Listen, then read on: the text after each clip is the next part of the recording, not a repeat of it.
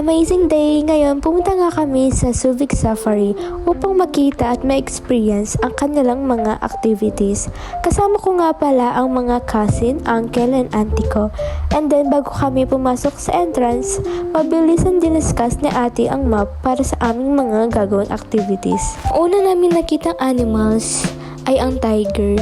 Hindi na kami nagpa-picture sa kanya dahil kung gusto mo daw magpa-picture sa kanya, required na padidayin mo siya ng milk para maging behave siya. Nagpatuloy na kami sa paglalakad upang makakita pa ng iba't ibang animals. Nakakita kami ng owl, duck, ostrich, and donkey. Si monkey, pinapaliguan siya, hindi pa daw siya naligo, kaya baka daw amuyin siya ng mga tao. And may nakakita din kami ng jaguar, dalawang jaguar, kaso yung isa tulog pa. Napuyat ata siya or baka tinatamad lang, kaya tulog pa rin. At nag-try din kami magpakain ng turtle. Sobrang ang lalaki nila, pero kahit malalaki sila, mabait sila at hindi nangangagat. Nakikita mo silang ganyan, pero grabe, ang baho ng tain nila. Pumunta na nga kami sa mga lugar ng mga snake. Hindi naman halatang natatakot si nanay. And pumasok na kami sa loob para makita ang mga iba't ibang snake. Ngunit may naligaw pang iguana. Hindi lang isa kundi dalawang iguana. And then, ito na yung iba't ibang mga klase ng mga snake. Kung titignan mo sila, grabe.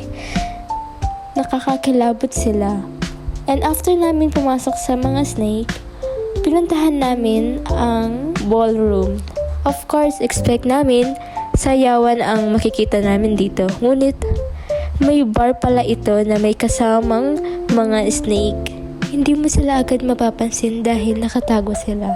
At tignan mo yung isa, nakatayo pa talaga yung ulo niya. Nakakatakot. And then, nag-start na ang kanilang animal shows.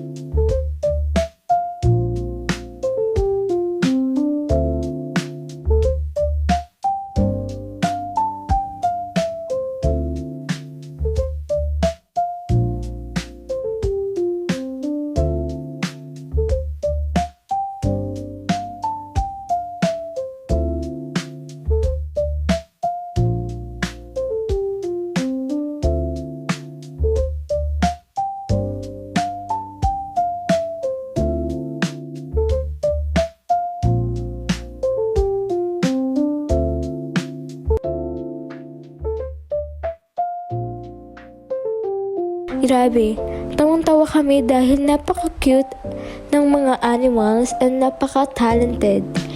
And dyan na magtatapos ang aming pag-explore sa Subic Safari.